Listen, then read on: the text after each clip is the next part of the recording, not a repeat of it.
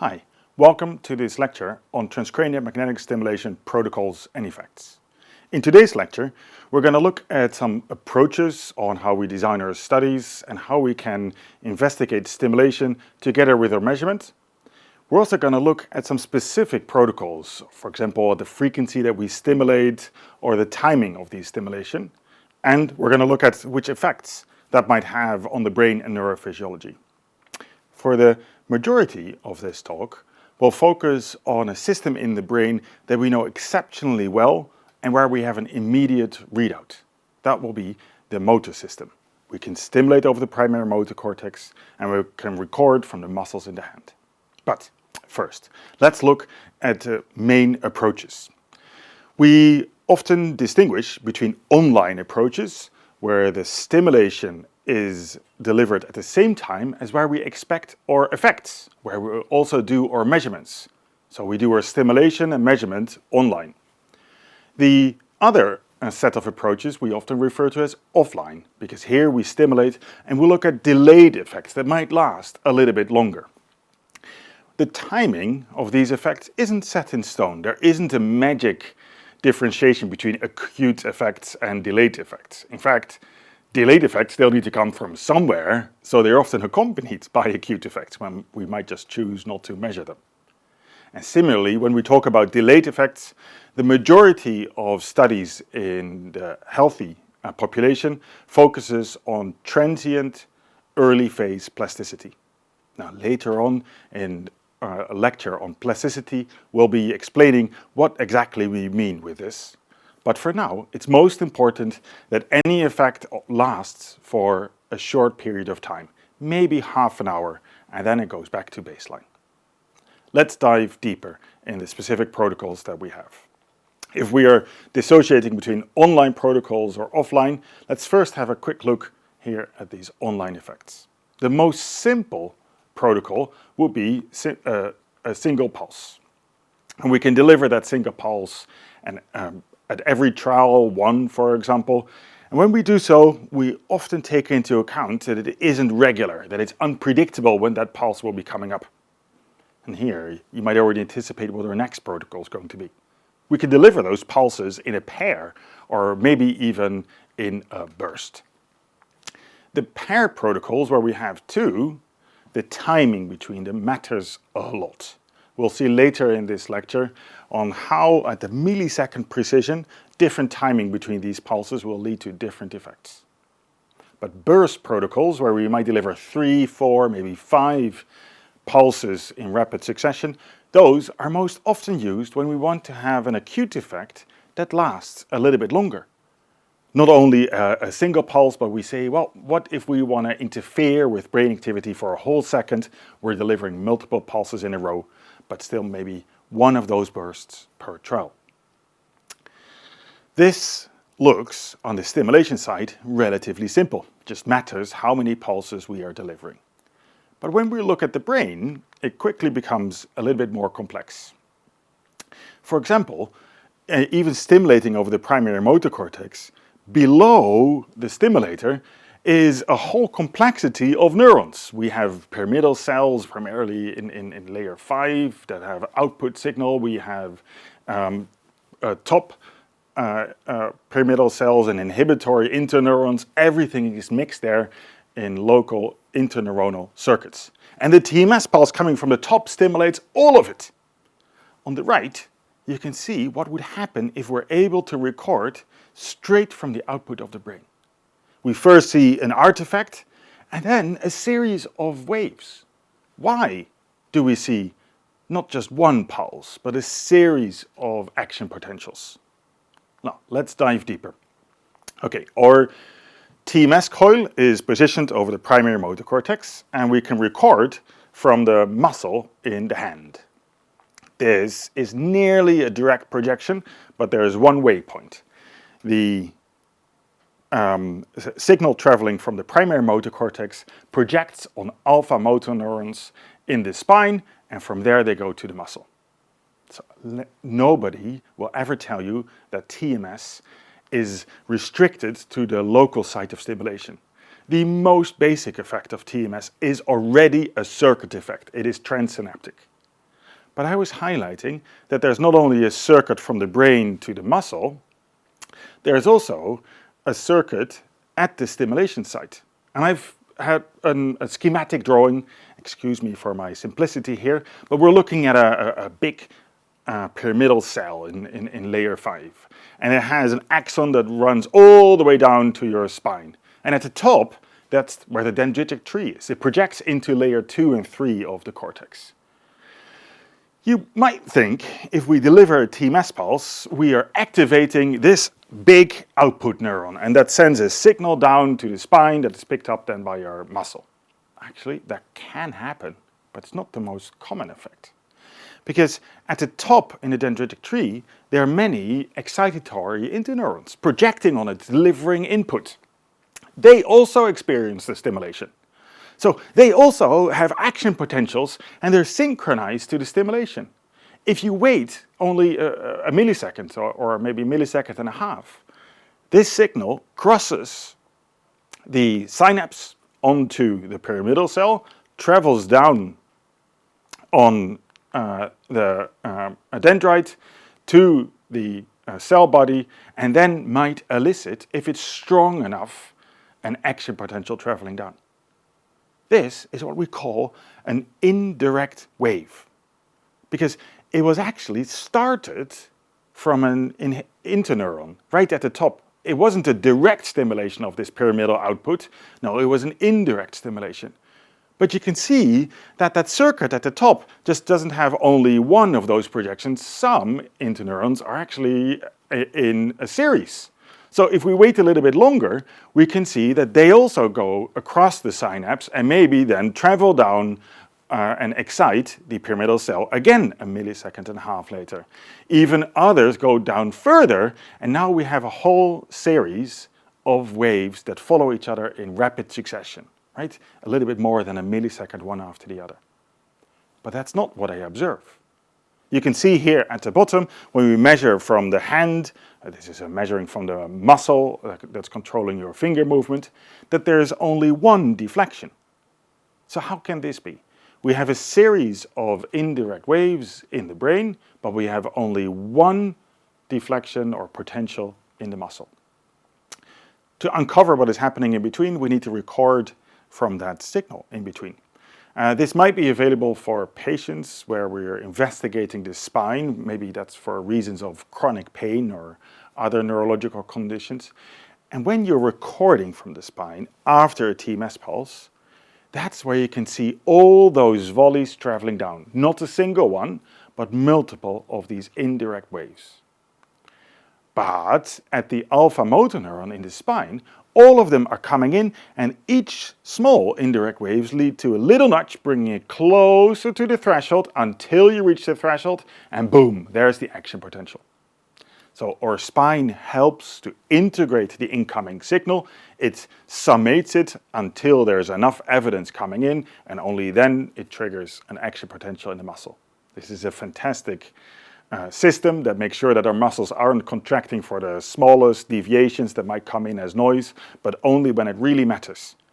It's also striking to realize that the time it takes from a TMS pulse before we see a muscle twitch isn't only determined by the time it takes for the action potential to travel through your axon to the muscle. A large part of it is actually the summation or multiple I waves traveling down and already going transsynaptic in the cortex itself. Now, we were taking a little bit of an in-depth dive here in the primary motor system. This might not be a region that is of interest to everybody. You might want to use TMS on many different sites. But it is critical to understand that TMS has a depth of interaction with its ongoing interneuronal circuits. We can even expect a complexity of effects with TMS also when we stimulate on other sites of the brain. I'm afraid that nothing is simple when we talk about our brains. Now, does this matter to us? I'm going to give one example, still staying on the primary motor cortex. If we would stimulate in a conventional way, right? With you can see the posterior to anterior current direction evoked in the brain here in black on the left. That's why we were talking about these I waves we had earlier. But if we would rotate our coil, the current direction in the brain goes in the opposite direction, and we would even see that we have a different interaction with those indirect waves. Actually, it's a less efficient one. We have less I waves, all depending on the direction of the current induced in the brain. And if we would have it from lateral to medial, that's a 90-degree shift, its efficacy goes down dramatically, but what we suddenly see is that maybe we have a stronger direct wave. It matters how you hold your coil and which direction the current takes. We know this very well with the motor system, but it might not be known for other parts of the brain. These indirect waves also have a neurophysiological relevance. Some of the most well-known and perhaps strongest examples of state dependency are if you stimulate over the motor cortex and either you have your hand at rest or you have it tensed up or even pre-contracted while you're squeezing into something. It would be intuitive to think that that difference between being at rest, calm, or actually squeezing and having a force, that is a difference of the muscle. And indeed what we observe is that if you're already pre-contracted, the TMS elicits a stronger muscle twitch. And you say, well, yeah, of course, obvious, that's intuitive, because the muscle is already active, so that's why we have a stronger response. But now you're looking at measurements from the spine where we either have at rest or pre-contraction, and what we can see is we have more I waves, more of those indirect waves already coming from the brain. So it's our muscle that is at rest or pre-contracted, but actually it's our brain that is controlling that muscle, and it's the state of the brain that has the effect, driving for stronger elicited muscle twitches when you're contracted versus at rest. Right? This is a brain state dependent stimulation. The clearest example we can often see, and you have it in every participant and on every single trial, but brain state dependent stimulation is a concept throughout all stimulation paradigms, and we'll be devoting another lecture to this specifically. When we have our muscle pre-contracted, we're now looking at recordings from the spine. If we look at the muscle itself, we might be able to see, the contraction already before the TMS pulse. You see this activity. Then the TMS is delivered, we have a large potential, and then a silent period.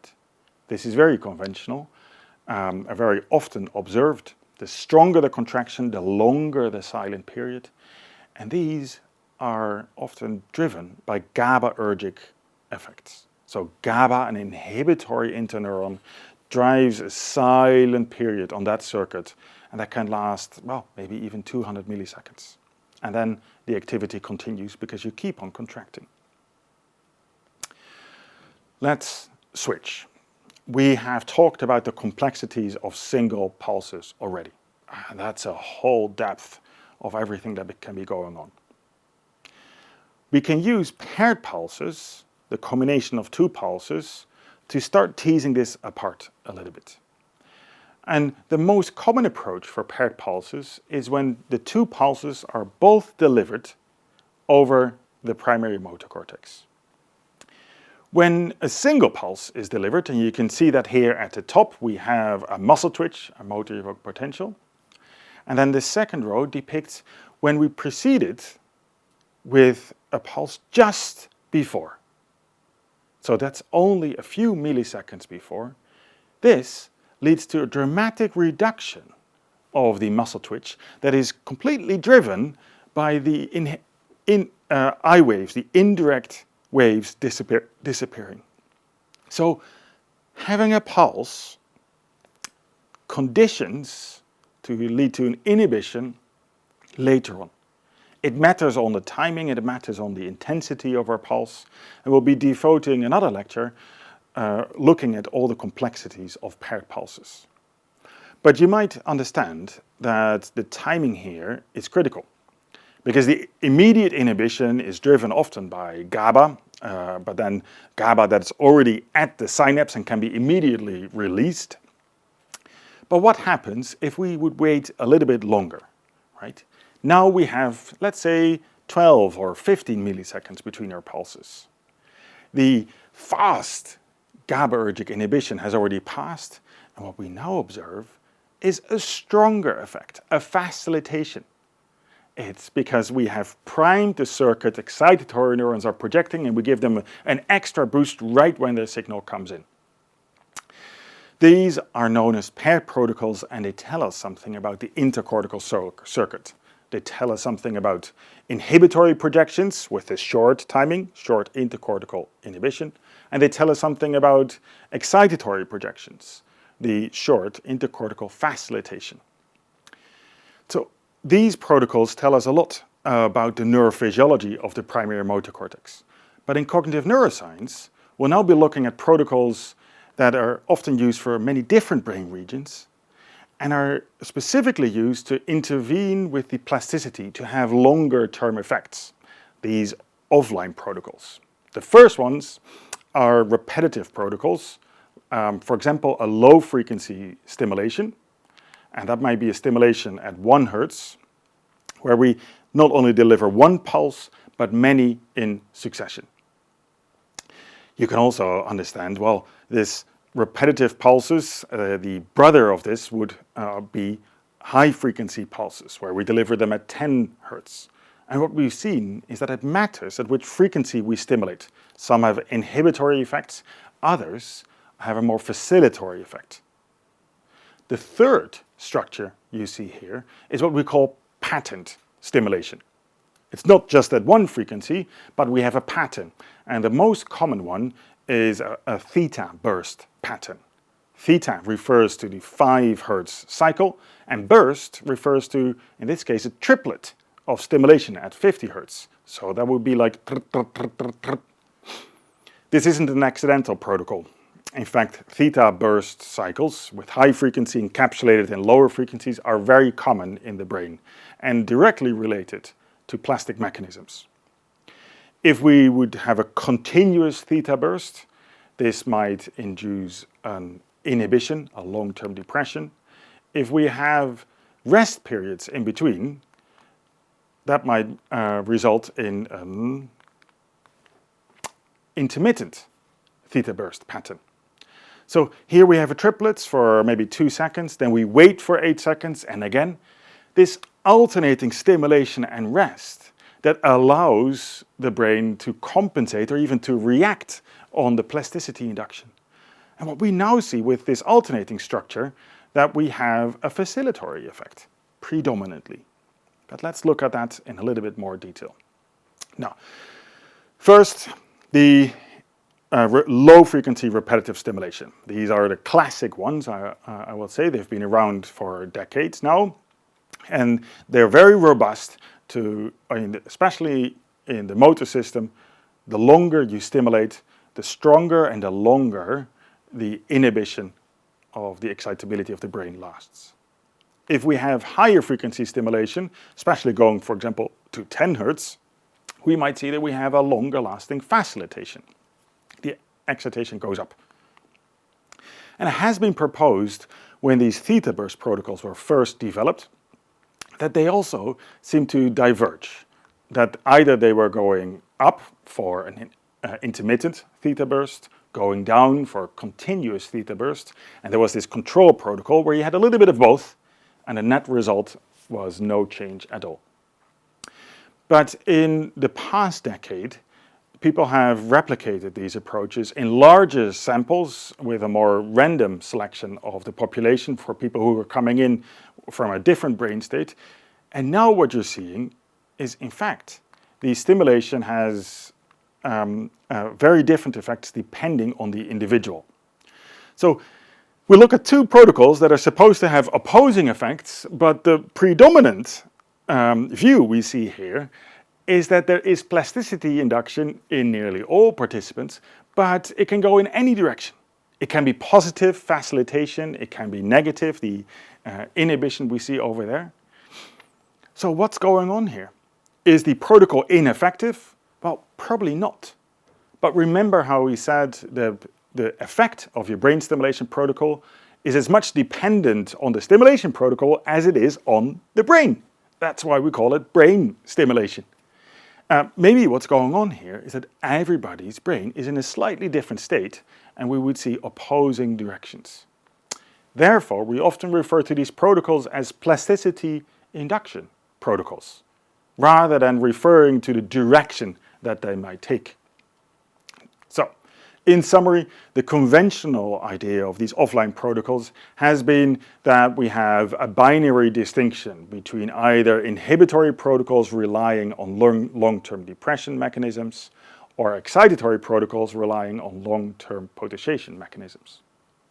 But our current understanding highlights that this is an oversimplification. There isn't a direct mapping from protocol to effect. That is highly dependent on the state of the brain. In this talk, we have looked at different brain stimulation protocols. We were investigating or looking specifically at transcranial magnetic stimulation. We've discussed online approaches where we look at acute effects with single pulse, paired pulse, or even burst pulse protocols.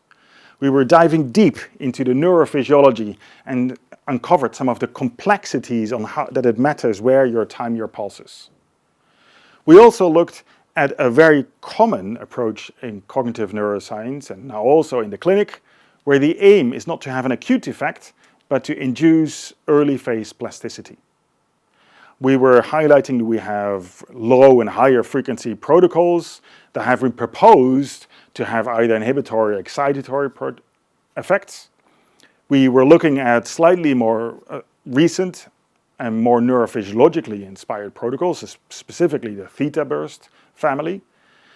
And again, they were supposed to have binary effects, but we were also discussing at the end that these effects are dependent on the brain and on the individual, that this will be an oversimplification. In other lectures, we're going to dive deeper in brain state, dependency, in circuits, and in plasticity. Thank you very much for your attention.